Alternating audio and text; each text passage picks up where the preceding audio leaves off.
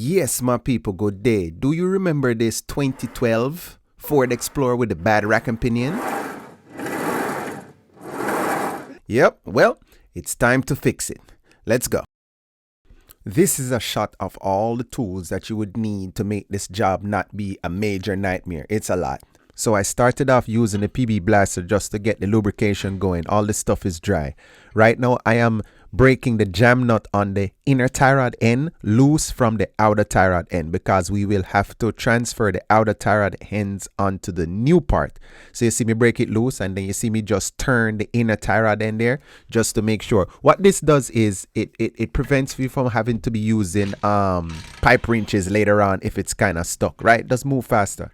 Now I am doing the outer tie rod end. I tried to break it loose and everything started turning in there. So I got on this design here, you can use, I think that's like a 8mm or 10mm to hold the inner part of the outer tie rod end, and then you can use the wrench to turn the bolt, not the bolt, but to turn the nut on the outer tie rod end. Also, the knuckle is aluminum, so I'm kind of happy it came out like this, because I don't like hammering on the aluminum knuckles to break them loose like I would do with the steel. So this took a little bit more time, but I don't mind doing it this way. So you just get your little 10mm, hold it firm with one hand and just turn it. Just be patient. It takes a little time. The job will be done when it gets done. All right. It just goes like that. Right. We are almost there. And what are all the stuff that you see me doing on this side, I am doing to the passenger side as well. Right. So just remember, just to mirror everything. And I usually, when I break stuff loose on one side, I break it loose on the other side. When I take things apart, I like putting fasteners back on to where they came from. It helps you to put stuff back together faster when it's time to reassemble, and then also helps you to keep a track of stuff. Now it's time to break the sway bar end link loose. See, I put a little PB blaster there, and I put on there with the impact. And again, everything is turning when I'm trying to break it loose. That's okay. We have a plan. We have a solution for that. We hold it steady with one hand with the 10mm, and then we're just getting the nut loose with the wrench. That's fine. That's fine. Sometimes when you hit it with the impact, it comes right off and you can be flying, but sometimes, you know, it needs that extra TLC. So that's what we're giving it. That is what we're giving it. That's one of the reasons we needed so many tools, because this Ford Explorer right here, boy, sometimes working on the Fords is like so working on a super rare hand-built Maserati or something. I don't even know what to say. Something super rare out of Italy, handmade. They make like one every 5 years. You understand? And it's a Ford Explorer. So break that loose. Sway bar end link. All right, what we're on to next. Now, this is the steering shaft coming from the steering wheel inside the vehicle, the steering shaft going through the firewall, coming out, hooking onto the rack and pinion, and it uses one bolt. Ladies and gentlemen, it is one bolt that connects your steering wheel to your rack and pinion. Okay, this is my setup right here to keep everything straight, nice and firm, because when I'm trying to turn it, you see it's trying to fall to the side, and this way now this prevents the steering wheel from going round and around and around, and if it does that, you could damage the clock spring. So I just bind it down like that, and then I'm using my extra long 10mm ratcheting wrench here just to break it loose. This bolt was really long, and then the space in which I was working was really tight. Maybe I could get in there with a electric ratchet or something, but I was quite comfortable just wrenching away. Now when it's finally loose, just be careful when removing it. It's really small and you don't want it to fall down in any kind of crevices or anything. And always remember, what can happen will happen. So if you think about it, just be very careful not to make it come to fruition. And that's the bolt right there, ladies and gentlemen. That is what is keeping you connected to the road. And then I give it a little spritz with some PB blaster, let it soak, and then I'm on to some other stuff. And by the time I get back, that'll be fully penetrated and we're good to go. This is the passenger side. You see me already break all the stuff loose on this side. Same thing I did on the driver's side, same thing I did on the passenger side. That's the sway bar end link. I also had to use all the same techniques to break everything loose over here. So that's fine. So now we're moving to the exhaust. Check it out. Look, that don't want to break loose. Check this one out. Oh my God. Yeah. Bye. Good old Ford. Good old Ford, boy. That thing snapped right off. So we had to break out the blue wrench. Some people call it fire torch.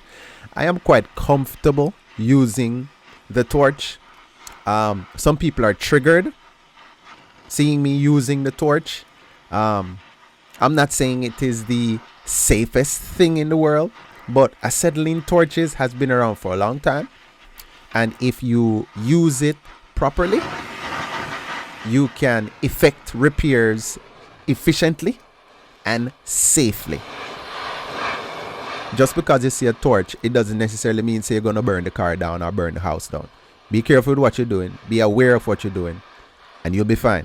So what I'm doing here is I am just heating up, because since I broke one, there are 4 to remove. So obviously if one broke off, and I should not even have broken that one, I should have just known that this thing would try to break. It's just what it is. And then also that Milwaukee is no joke. That Milwaukee is no joke, right? You put it on there. Listen, it's something's coming loose. But one thing's for sure, that Milwaukee is not just going to be there doing cha-cha-cha-cha-cha-cha and nothing is happening. It's either coming loose or it's breaking off. And if it doesn't come loose or break off, the whole car will just flip over when you put that Milwaukee on there. Let me tell you. So, again, I'm just heating up everything, get everything nice and red. It's 4 of them, so it's 3 now. So it takes a little while to get everything nice and cherry. Not molten, just nice and cherry. Breaking all of that rust and stuff loose. And then afterwards now, we go again with the Milwaukee and see what happened. All right. See what happened now.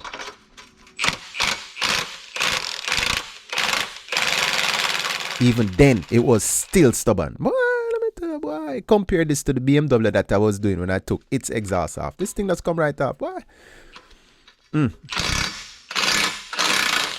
It's like the bottom of the barrel metal. Cheapest stuff. Boy, let me tell you. It's just disappointing. And it's disappointing because you work on other makes. And when you work on other makes, you see how better life can be. And it's not just me who notice it. They know. They just don't care. They're like, we're not spending money like that on these things. Just put whatever up there. Yeah. Get it from Lowe's. Home Depot. Yeah. Get the fasteners from Lowe's and Home Depot. It'll be fine. So here it go. It's got a flex pipe right there. See, I'm being kind of careful. Lowering it down. Again, some people might be triggered. You're making it flex that much. I'm not taking on the whole exhaust. It's just me. It's just what it is. So that is what it looked like there. That's a nice close-up. I got a chipped tooth, dentist. How we gonna fix it? We'll fix it in a later video and show it to you. I ain't worried about it. This will kind of bum you out, starting out with repair and everything, but just stay positive and just keep the thing moving, and we're good to go. So you're kind of getting a view there of the rack, of where we're going to be working. This is 4-wheel drive, so you see that drive shaft up front right there. That's for the front differential. Don't want to confuse it too much. See how many lines? It's got front and rear AC. All this fancy schmancy stuff turns into tighter workspaces for us, the technicians. Yeah, your convenience. Those are the fasteners for the rack and pinion. Bushing right there. Big old fasteners. I'm going to talk about that in a few minutes and let you know how what Ford did with that. The sway bars right there. Pretty beefy sway bar too. But that's the rack. Electric rack and pinion. See the fastener right there. So again. So let's go. Next step. See this plastic shield here? My left hand is on the cradle. Right? So that cradle goes around all the way on the lower part of the engine and the transmission right here. One thing with Ford though, I must say, with this design right here, you know what I mean? Hats off. The engine and the transmission is not sitting on the cradle. It's the motor mount, tranny mount is actually on the body, the frame of the vehicle. So you're able to lower the subframe down without the engine and the transmission coming down with it. So that's pretty awesome. I must say that's pretty awesome. I appreciate love that. So that plastic piece, I just took that loose because we will be bringing down the cradle that's under there. Now, these 2 bolts that you see me take out on the driver's side, and then there will be ones on the passenger side as well. There are 4 points at which you're connected with the cradle. 4 points, and it's got big bolts. But they also use these smaller ones and brackets to assist in rigidity. So I took those 2 smaller ones out, but still, it is not the subframe bolts that I have removed. It's just for the bracket and the rigidity of it. So you see me looking. This thing weighs a lot. Don't move too fast. Don't be in a hurry. Careful with what you're doing. This stuff is heavy. It will fall on you and you will die. Okay? So just be careful. You see me here now with the punch and the hammer. This is the steering shaft that I am unhooking from the rack. There is a slip yoke in this design, so it can move up probably about 3 inches or so. So I put the punch on that part that you see me took that 1 bolt out of earlier in the video, and I am just tapping, and it is sliding up, up, up, up, up, and it slides off the steering shaft. Now, here is a subframe bolt. Big in. You see that? Quick work with the Milwaukee. Boy, let me tell you, I will be a sponsored spokesperson for Milwaukee. Watch, just wait. So you see me break it loose, right? So I took it. This is my procedure. I take the bolt loose because they're usually pretty long. And when I take it loose, I put it back in maybe like 4 turns by hand. So I have that space now of maybe 2, not really 2, maybe like 3 inches, 3.5 inches, where the subframe will come down and then stop. So I'm putting in my own stops. So I do that with all of them. I start in the back, and then now I am here in the front doing the same thing. Now, on this design, when I started the bolts in the front, like the one you see there, I see that it's coming down a lot. So what I do not want is, I do not want this bolt to come all the way out and then now just be swinging in midair. So I use my pole jack to support it, because as I said, my little trick, my procedure is taking the bolt all the way out and then putting it back in like 3 turns, because I'm using it as a spacer, right? So if I am breaking the bolt loose and I see every turn I turn, the subframe is following it every turn, then that's not the desired outcome. So I use the pole jack, support it, take the bolt out, put it back in, then I can take the pole jack down, because with the subframe coming down, I want it to be able to come down gingerly, is the term that we use in Jamaica, but just slowly, 1 step, 2 step, 1 step, 2 steps. See me putting it back, you know what I mean, 2, 3 turns, just to make sure, and I have that space. And then after I do all that now, all 4 of them are loose. You see me being extra careful. Boy, that's more than 4 turns, but you know, I'm a little paranoid because we don't want this thing to create a headache, right? So you see me coming down with it here now, just looking. I'm always looking. I am looking for any ABS wiring that's about to be ripped off. I'm looking for any oxygen sensor wiring got snagged on something when I'm coming down with the subframe. I'm looking for any brake hoses that are kind of taut on a bracket that needs to be pulled loose. When you're doing the repair, you don't want to create any work, you know. You are trying to get in and get out without creating any new repairs. You understand what I'm saying? That is what I'm talking about right there. So this is a torque mount that was in the way. So I just broke that loose. And now I'm just looking around to see what else is going on, because the goal right now is to lower the subframe down so I can see how much room I get with the rack, to see if I can sneak it out of there, because I am hoping not to have to remove the entire subframe. It's not super heavy, but it's heavy, but it is clunky, and working alone, and that thing is so big and wide, it's just going to take too much time to be able to put it back up. So if I don't have to take it all the way down, I'm not taking it all the way down. I'm leaving a part hooked up and then a part, you understand? So yeah, I have repositioned the pole jack now to the rear of the subframe, and it is now time to remove these subframe bolts from the back, because that's where the rack and pinion is. So these subframe bolts gotta go. So the pole jack is there, supporting everything. Got it nice and centered.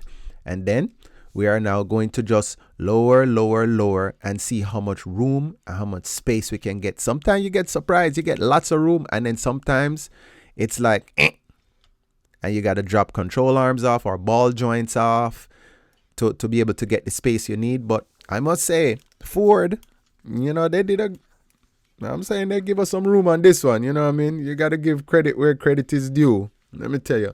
And you see it's coming down nicely. Nicely.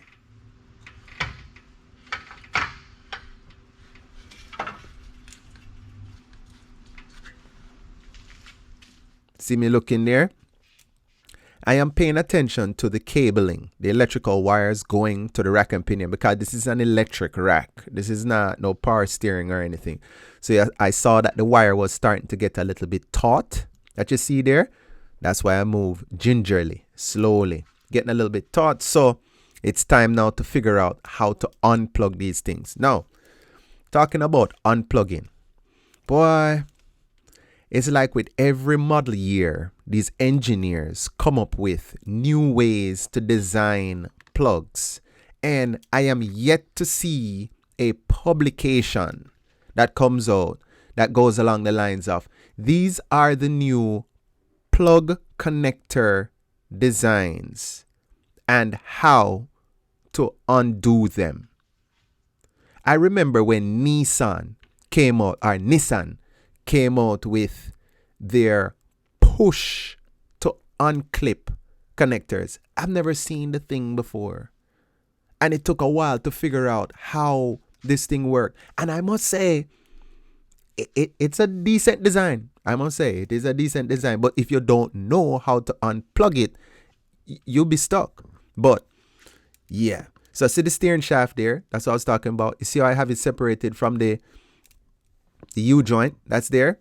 So that's what that looks like right there. And I do have some room. I do have a little bit of room right there. I do have a little bit of room. So I'll be able to do what I need to do. So to undo the plug connector now, there is a 10 millimeter bolt for a ground strap. And then there's also a heat shield. But first, check out the size of the wrench I need for this rack and pinion bushing. And an inch and a quarter. If you go up here, sir. Wow, I tell you. God, this is not just a bushing too. Different.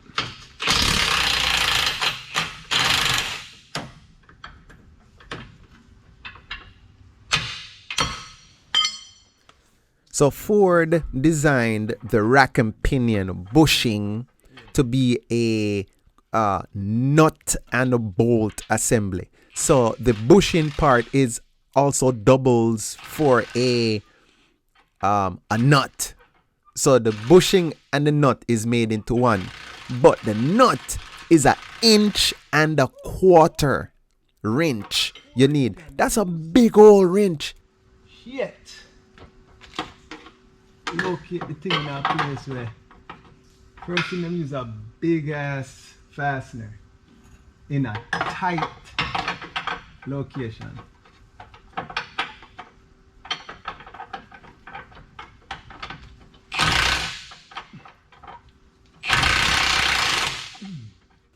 I'm getting real salty right here. You can hear me. You can hear me. You can hear it in my voice because what happened is.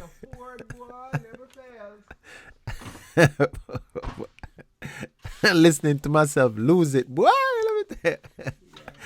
I'm like, who's that guy? But what happened is the fastener on the passenger side, it's so big, you need a big wrench. And a big wrench needs big room to motivate. And on the passenger side, they have heat shields and all that kind of stuff because of the exhaust that you can't fit the wrench in there. And then because it's so tight, you can't kind of get onto the nut. You have to get on it square so you can break it loose with the impact. So I had to now take some stuff off, some heat shields off, move some little harnesses. I'll give you a close-up of what it looks like there and everything, so I can get the wrench in place. So I am working. I am doing work, removing stuff just to be able to get the wrench in place so I can break this rack and pinion bushing loose. So pardon the frustration, but this is just how it go in the shop. Sometime working on stuff, you hear some guys over there in the corner just yell out, and you wonder what's going on over there. It's a Ford. What can I say? It's a Ford. So you hear that wrench clanking around. I'm just trying every which way possible to fit it in there, and I finally kind of getting it to break it loose. Here it there. Shoo, boy. Woo, boy. And this is what it looked like. This is what this is what brought all the frustration. Yeah, you see the room that there's that big bulky piece on the rack and pinion, and then you're trying to fit an 1.25 inch in there with those heat shields, but the heat shields have been removed. So that's what was going on there. This is just a close-up look of the bushing. You see that there? It's a bushing / nut. Yeah, and that's the rack and pinion. Doesn't look like much. I was expecting it to be a little bit beefier than that, but it isn't. There's the plugs right here. Looking kind of fancy. You see that red piece? Anytime you see any plugs with the red pieces like that, you have to slide it back. It's like a lock. Slide it back and then press down, and then it'll come loose. You see that nut with the ground strap, and then you see that bracket, and then the wiring goes up and over and goes up into the engine compartment, going up to the engine control module. This is my office. Welcome to my office. Get used to it. Claustrophobia? Boy, what is that? You have to throw that out the window. My smaller impact couldn't do the job, so I had to go back for reinforcements and get my 3/8 one, and then I was able to get that. Sometimes these little 10mm nuts, they're in there kind of tight, especially when they screw them into aluminum that's exposed to the elements like this close to the road grime. They get kind of stuck, so I had to get some reinforcements. Now I am working on clipping that harness. Now you're working overhead. It's up top. So you have to be careful with the clips, because you don't want to break a clip, because you're going to need the clip to clip back into the new part. So you have to be patient, and there are 3 of them. And then these clips are exposed to the road grime and dirt. So sometimes you might be pushing down on the tab of the clip, and there's dirt, little rocks under it, and it's not coming loose. You may have to go for the blower to blow that stuff off, and then try to do it again. Don't be in a hurry to create any drama, because you can't be plugging this stuff back in and it's not clipping into place. Because when you put it all in, when you least expect it, it works its way loose, and then you don't have no power steering. You understand?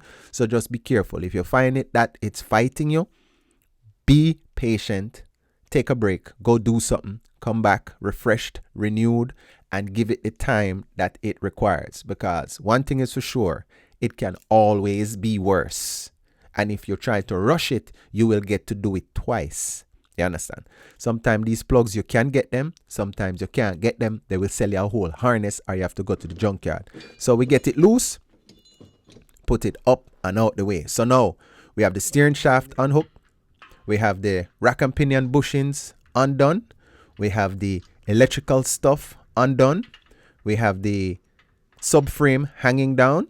So I think we are in good shape, I think we are in good shape. So let me see what we need to do now. All right. Looking. All right. Looking, talking to myself. It's the best conversations to have. You're talking to a highly intelligent individual. Remember, I told you. All right. So what's going on now is I realize that I will not be able to sneak the rack and pinion out from there with the sway bar still bolted in place. It's it's in the way. So I'm removing it. It's only 4 bolts that hold it in place. It has a bushing on each side, and each bushing has 2 bolts for the bracket that holds it in place. But it's kind of clumsy getting in there, because you need something deep, and then also there's not really much room to really get something substantial in there, so I am using my 1/2 inch ratchet. But as expected, I got tired of working in ratchet, so I said, let me go back to my impact to see if I can get it out of there.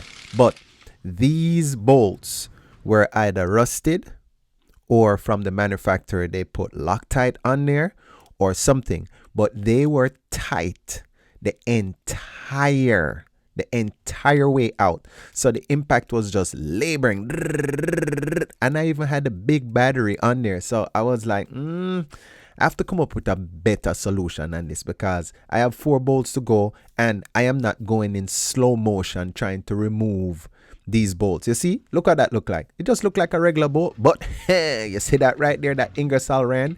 I got the air ready, and then I have my impact ratchet. Listen, that's quick work right there. I don't use this ratchet very often, but let me tell you, whenever I draw for it and I pull it out, this thing work flawless. Listen to that. Started off sketchy, and then now I am making tracks. Nice when a plan comes together. Boy, swivel sockets, boy, I mean, I tell you, that invention right there was awesome. Swivel sockets work great. So that's one of the things you need in your set. You need swivel socket set. You need the shallow, and you need the, I don't know if they have semi-deep, but you need the shallow and you need the deep and the swivel sockets. All right, just shimmy that out of there carefully.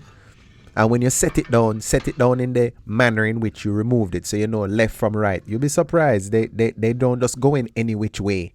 There is a way it goes in. There's a left and a right, a front and a back. You understand? So here we are now. Everything loose. Just be patient. All right. You know, whatever can hook will hook. If you needed to hook it like that to win $1 million, trust me, it would never hook. It would just slip right out of there. Believe me when I tell you. Yep, and there it go, ladies and gentlemen. That is how you remove the electric rack and pinion from a 2012 Ford Explorer. And here I am lining them up.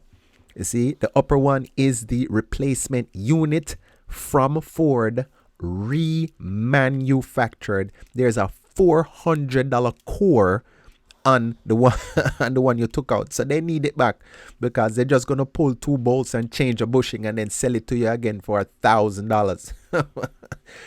I don't even remember what the price was, but it was super expensive. It was super expensive for a rack and pinion. So yeah, that's what it looked like. There goes those bushings there with the 1.25 inch nut. Man, don't get me started. And then remember, you will have to swap out the outer tie rod end from the old one to the new one. Now, if your tie rod end was bad and loose, don't swap it to the new one. Put some new outer tie rod ends on there. Count the turns and match the turns when you put them on the new one. So therefore, you can make it to the alignment spot to get your alignment after you're done. Notice, I did not replace the outer tie rod ends on this one going in, so it would go in a little bit easier, and then after it's in, then I'll just spin them on. So that's what I'm doing right there. What you see me now, after I set it in place, the first thing I do is I get the bolts for the rack and pinion bushings threaded in to start, so I can get this thing oriented to where it should go.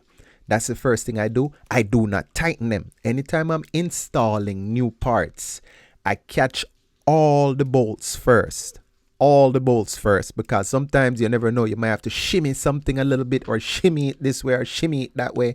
Catch all your bolts first before you tighten any of them. So with this rack, I caught both bolts first, and then now, see me got my 1.25 inch there again. Boy, tell you the size of that thing.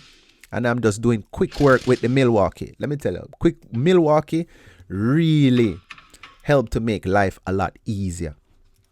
Tighten it up on both sides. Now, after I tighten it up on both sides, the next thing that I will do is the wiring. Don't want to forget to do all this work and forget to plug stuff in. It has happened before, where you just focus on the job at hand and you forget to plug it in. Now you put everything back together, then you have to, fit between some tight places to plug stuff back in. So keep your wits about you when you're doing this stuff. So I'm just plugging all of the electrical connectors back in. Also remember, do not forget the ground strap. We always remember to plug in the big plugs, click, click, click, and then we forget the ground strap. Don't forget the ground strap. So after I plug that stuff in, before I forget, next thing I do, I grab that nut, and you see me threading it in, and then I'll tighten up the ground strap.